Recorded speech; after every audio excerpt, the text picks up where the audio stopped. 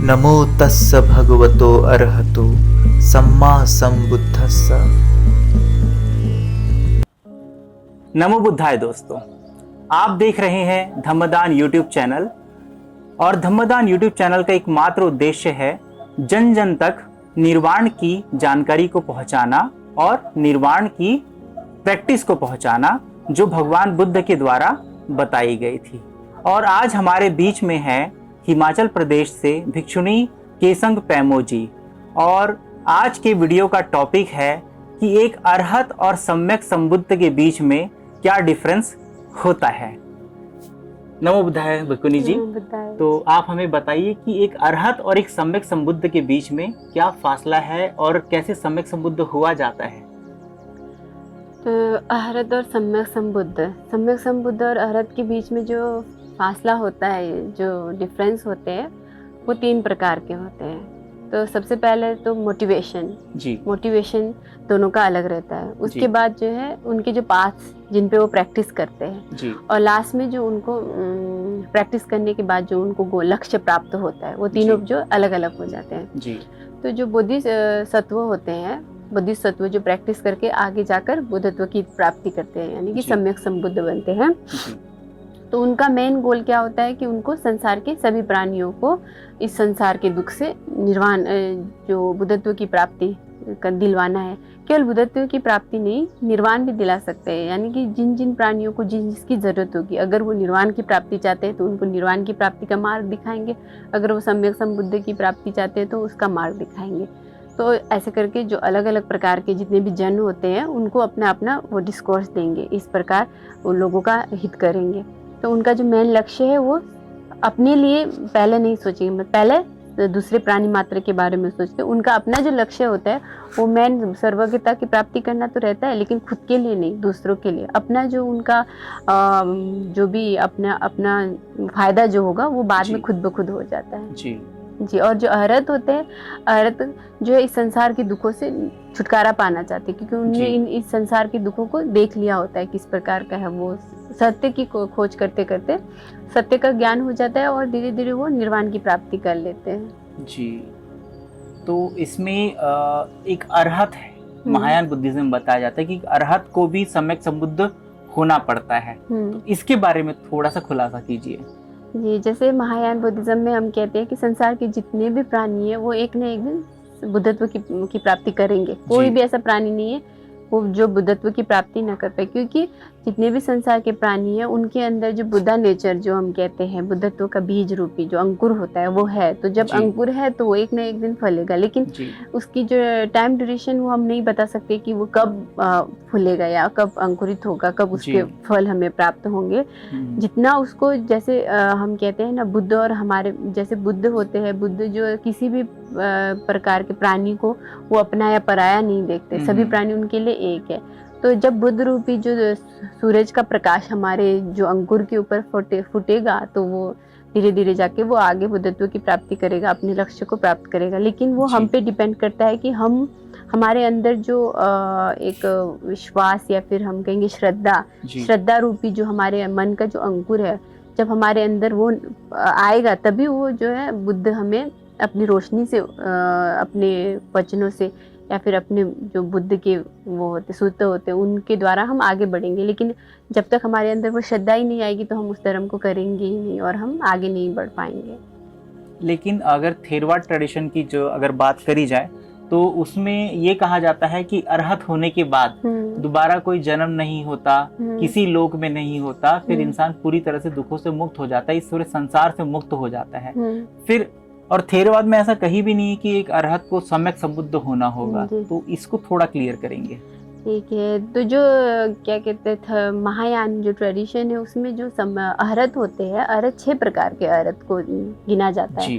तो उसमें से जो 5 प्रकार के अरहत होते हैं, पहले के जो 5 है वो थोड़े मंद बुद्धि वाले, जो आखिरी का है वो बहुत तीव्र बुद्धि वाले हैं। जो आखिरी वाला जो अरहत है वो कभी भी अरहत के जो उनकी पद है उससे वो नीचे डिक्लाइन नहीं होता, उनका जो पद वो हमेशा उनको मिलता है। लेकिन जो आगे के 5 जो वो अरहत गिने जाते हैं वो क्या कभी ऐसा भी हो सकता है कि उनका जो अपना पद अरहत का जो अरहतहुड को जो उन्होंने प्राप्त कर लिया है वो उससे डिक्लाइन होकर वापस संसार में जन्म ले सकते हैं, ऐसा महायान में हमें बताया जाता है। लेकिन ऐसा थेरवाद में कहीं भी नहीं है, क्योंकि अगर महायान में ऐसा कहा गया है तो ये सीधा सीधा बुद्ध वचन के खिलाफ चला जाता है, क्योंकि ये बुद्ध ही के ही वचन है कि जब व्यक्ति पहली अवस्था को प्राप्त होता है, सोतापन्न अवस्था को, तो वो अधिक से अधिक 7 बार जन्म लेगा, उसके बाद वो इस पूरे संसार की चक्रव्यूह से मुक्त हो जाएगा दुख के, और उसके बाद सकदागामी में वो एक जन्म और लेगा मनुष्य के रूप में, फिर और अनागामी में लेगा जो किसी और लोक में होगा, मनुष्य रूप में ले नहीं होगा, वहां पर मुक्त हो जाएगा, और अरहत के बाद तो सारे लोगों से हमेशा के लिए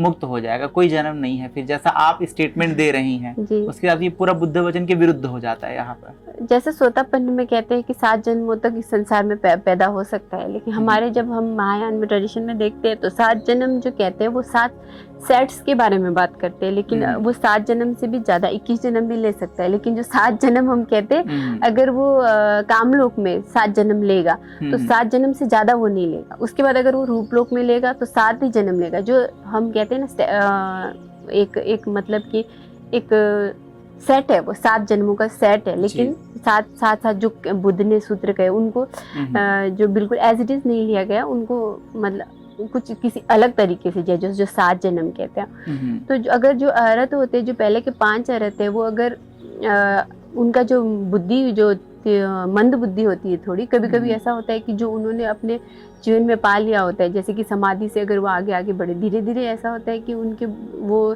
समाधि डिक्लाइन होती जाती है, कम कम होती जाती है, और वो संसार में, लेकिन ऐसा नहीं है कि वो संसार में जो दूसरे प्राणियों की तरह जिन्होंने कभी भी अरहतहुड को प्राप्त नहीं किया उनकी तरह संसार में भटकते रहेंगे।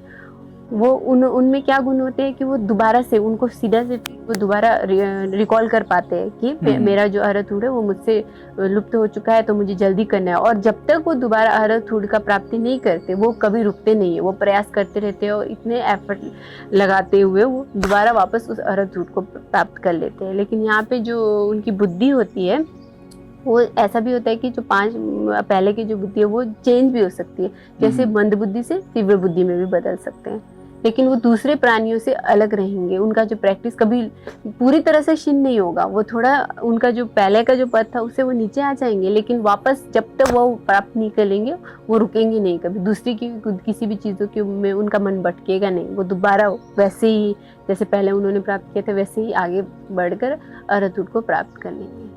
तो आपको ऐसा नहीं लगता कि अगर अरहत होने के बावजूद कई असंख्य कल्पों बाद भी अगर एक अरहत वापस इस संसार में आता है, फिर से इस दुख चक्र में भटकता है, तो सम्यक संबुद्ध का इस संसार में आना और इतना शिक्षा देना असंख्य लोगों को कि आप अरहत होइए, ये तो व्यर्थ हो जाता है यहाँ पर। फिर वो इंसान सही मायने में दुखों से मुक्त हुआ नहीं। तो भगवान बुद्ध ने इतने सूत्रों में जो कहा कि व्यक्ति अरहत होने के बाद दुखों से मुक्त हो जाता है, तो फिर वो तो बुद्ध वचन के खिलाफ ही जा रहा है, लगातार परस्पर खिलाफ जा रहा है। तो बुद्ध वचन जब उनको अरहतहुड की प्राप्ति होती है, वो बुद्ध जितने भी संसार के दुख है उनसे छुटकारा पा लेते, लेकिन जो तीव्र और मंद बुद्धि का जो फर्क है उसमें जो तीव्र बुद्धि वाले होते हैं, वो जो मंद बुद्धि वाले और जो तीव्र बुद्धि वाले होते हैं उनके मार्ग में भी थोड़ा सा फर्क आ जाता है। जो तीव्र बुद्धि वाले होते हैं वो जल्दी जल्दी अपने अरहतहुड को प्राप्त कर सकते हैं, और उनमें जो है कई प्रकार के उनके पास और भी उन्होंने बहुत सारे क्या कहते हैं, जैसे कि हम कहते हैं उनके पास अलंकार युक्त अरहत वो कहलाएंगे। कोई किसी के पास समाधि नहीं होगी, उतनी कम होगी, किसी के पास समाधि ज्यादा होगी। जो तीव्र बुद्धि वाले होते हैं उनके पास समाधि होगी और उनके साथ साथ उनके पास कई अधिक गुण होंगे।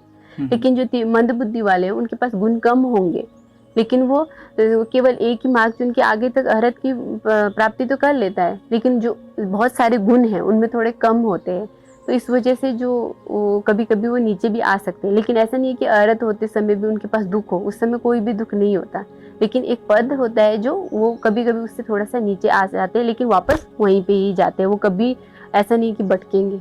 लेकिन त्रिपिटक में खुद भगवान के वचन ऐसे हैं कि एक बार यदि कोई व्यक्ति सोतापन्न भी हो जाता है तो कभी भी दोबारा वो डिक्लाइन नहीं होता, नेवर एवर, किसी भी कल्प में नहीं, असंख्य कल्पों बाद भी नहीं, ये पृथ्वी नष्ट हो जाएगी तब भी नहीं। एकदम क्लियर शब्दों में कहा गया है कि एक बार सोतापन्न होने के बाद वो व्यक्ति अरहत होगा ही, दुखों से मुक्त होगा और हमेशा के लिए फॉरएवर संसार से दुख चक्र से मुक्त होगा, उसको कभी दोबारा आने की जरूरत ही नहीं है।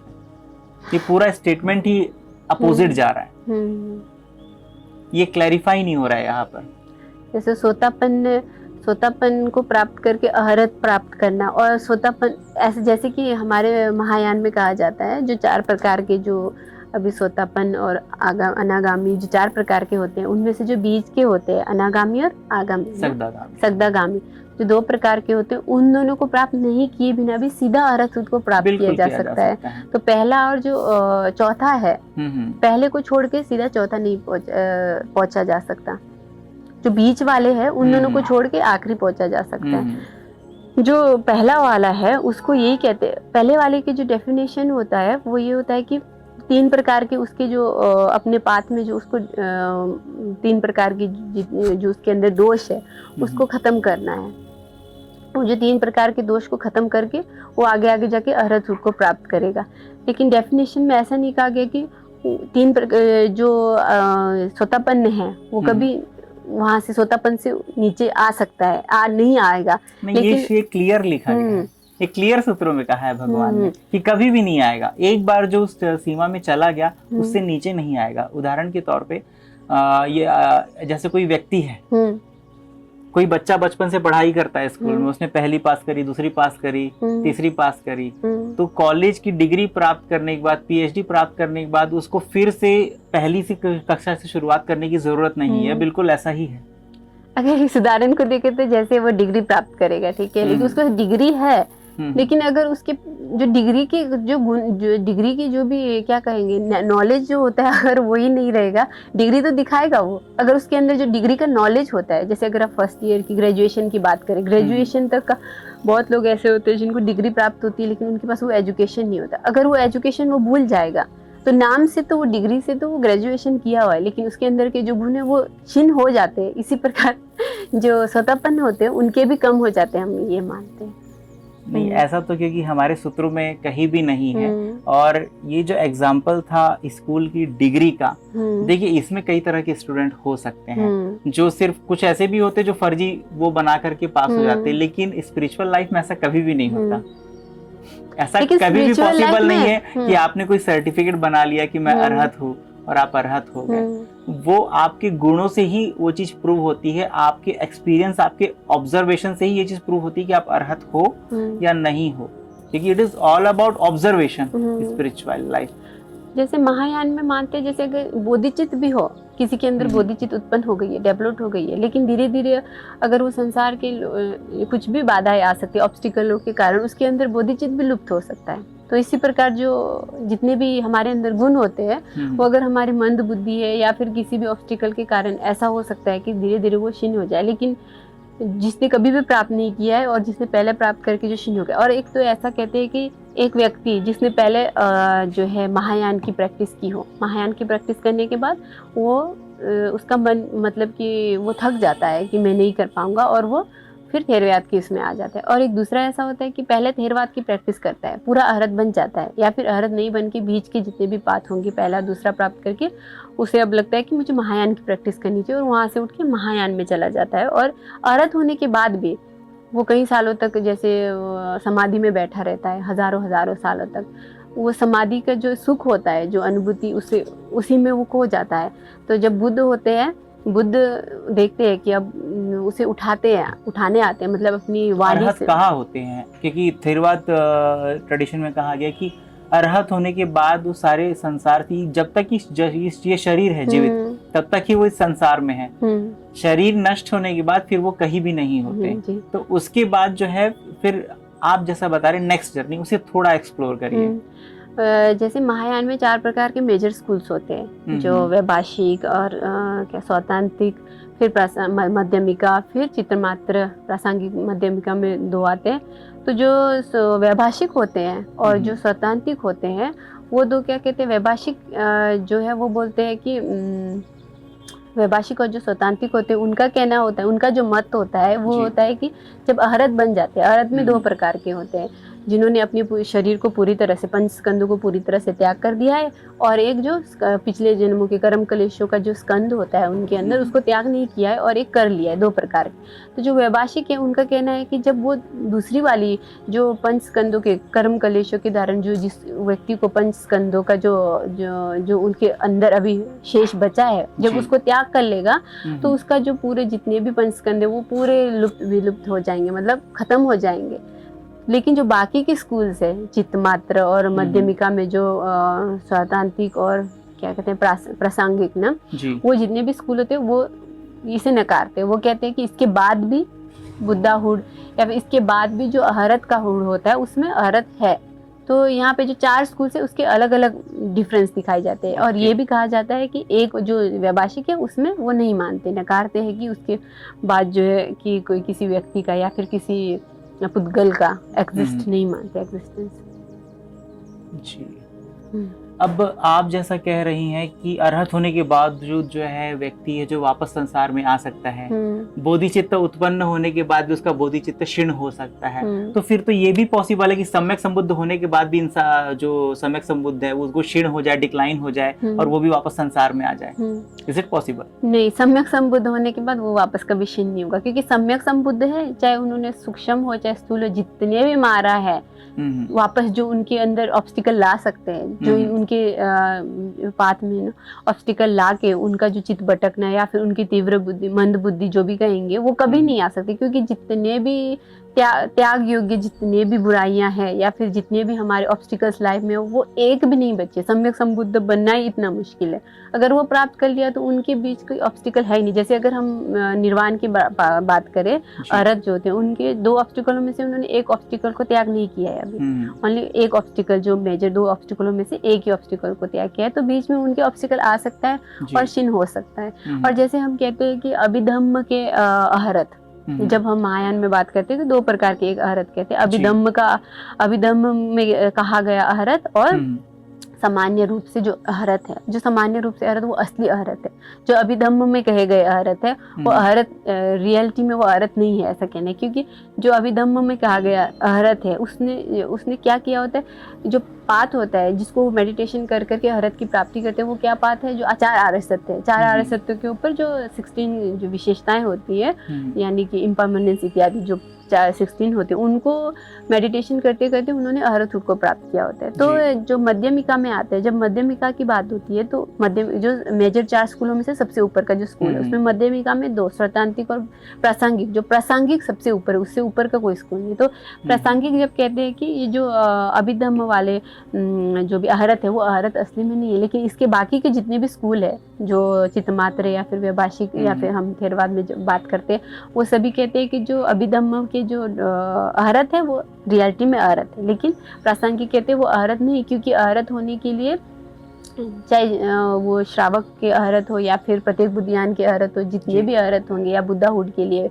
हमें एम्प्टीनेस का ज्ञान होना ज़रूरी है। अगर एम्प्टीनेस हमें नहीं प्राप्त होगा तो हम किसी भी प्रकार का निर्वाण प्राप्त नहीं करेंगे। इसमें भी बहुत सारे डिबेट होते हैं, उसी में प्रासंगिक और जो स्वातांत्रिक होते हैं उनके आपस में बहुत सारा डिबेट हुआ है कि नहीं उन्होंने अहरत प्राप्त कर लिया है। तो वो कहते हैं नहीं, क्योंकि एम्प्टीनेस की प्राप्ति के बिना अहरत का प्राप्त होना बिल्कुल भी वो नकारते हैं कि प्राप्त नहीं हो सकता। तो जो कहते हैं कि अभिधम्म का अहरत नहीं है, लेकिन अभिधम्म में कहे गए बुद्ध जो है वो असली में बुद्ध है। लेकिन जो अभिधम्म में कहा गया जो भी अहरत है वो अहरत नहीं है, क्योंकि उनके पाथ में जो अहरत गोल प्राप्त करने का जो पाथ है उसके साथ वो डिफरेंट है करके, इसीलिए।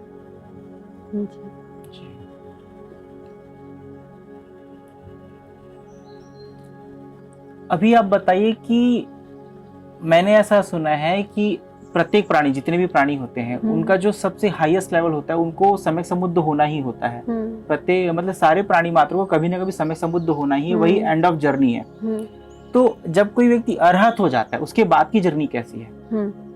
तो पहले तो जब मैं कहती हूँ कि सभी प्राणियों को जब बुद्धाहुड की प्राप्ति होगी तो फिर यहाँ पे भी 2 प्रकार के मतभेद आ जाते हैं, डिबेट आ जाता है। जो जिसके हम पढ़ाई करते हैं उसमें दो प्रकार के, एक जो खेडुकजे बोलते हैं और दूसरा जो गेलुक की ट्रेडिशन की मेन चोंखापाजी होती है। तो चोंखापाजी का कहना है कि नहीं, इस संसार का जो प्रारंभ भी नहीं है अंत भी नहीं है। क्योंकि अंत क्यों नहीं है? क्योंकि हम कभी इतने सारे लोग बुद्ध बनते आ रहे हैं कई जन्मों से, लेकिन अभी भी संसार पूरे प्राणियों से फुल है, भरा हुआ है। तो अगर ऐसा होता तो अभी तो बहुत कम हो जाना चाहिए था, लेकिन बढ़ते जा रहे हैं। लेकिन जब वो खेडुकजे जो दूसरे वो विद्वान हैं उनका कहना है कि नहीं, इस संसार का प्रारंभ नहीं है लेकिन अंत है।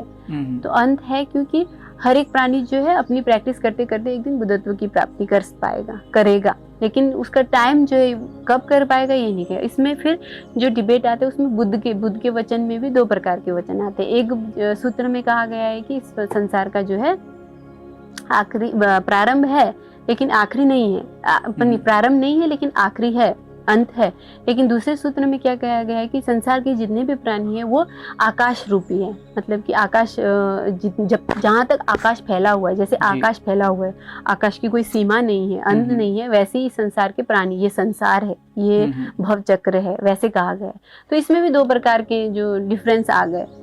एक में कहा गया है कि अंत है, लेकिन दूसरे सूत्र में कहा गया है कि आकाश समान है। तो डिबेट जब हम लोग करते हैं बुद्धिज्म फिलॉसफी में, तो दोनों सूत्रों को हम रेफरेंस के रूप में लेते हैं। तो लेकिन जो डिबेट में आंसर देने वाला होता है वो अपनी सोच से एक वाले आंसर को पकड़ जाते हैं, लेकिन क्योंकि दोनों तो हम एक्सेप्ट नहीं कर सकते, उसमें से एक को अपनी सोच से परख कर हम एक्सेप्ट करते हैं। तो आप क्या कह रहे थे अभी? अरहत होने के बाद जो सम्यक संबुद्ध होने तक की जर्नी कैसी रहती है? अरहत होने के बाद सम्यक संबुद्ध होने के लिए, जैसे पहले जो सम्यक संबुद्ध होने के लिए जो 10 भूमियाँ होती है, 10 भूमियों को पार करना ज़रूरी है।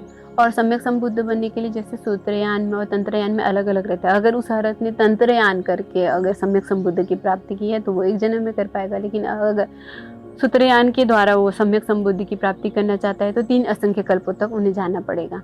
लेकिन जो उनका पुण्य संभार में जो 2 प्रकार के उपाय और जो एम्प्टीनेस का जो है उपाय और ज्ञान का उनमें ऑलरेडी बहुत सारा, क्योंकि एम्प्टीनेस का उनको ज्ञान है, और फिर उपाय में भी उन्होंने कुछ त्याग कर, जैसे कर्म कलेशों को उन्होंने काफ़ी त्याग कर चुके हैं, लेकिन उनके अंदर बोधिचित्त का डेवलपमेंट नहीं है। जो प्रथम भूमि द्वितीय भूमि में कई प्रकार के ऐसे क्लेश है जो प्रथम भूमि में त्यागने होते हैं और दूसरी भूमि को प्राप्त करने, फिर दूसरी भूमि में त्यागने वाले जो होते हैं वो त्यागने के बाद तीसरी भूमि मिलती है। लेकिन कुछ ऐसे ऑब्स्टिकल्स होते हैं जो अरहत ने पहले से ही त्याग कर लिया होता है, तो उनको प्रथम भूमि द्वितीय भूमि तृतीय भूमि कैसे जाने हम?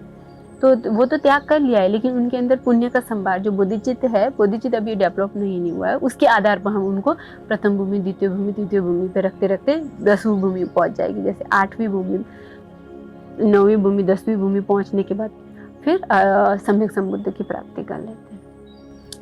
तो अगर मैं एग्जाम्पल के रूप में कहूँगी, एक आम आदमी है, वो पहले अरहत की उपलब्धि करेगा, अरहत का जो अरहतहूड है उसको प्राप्त करेगा।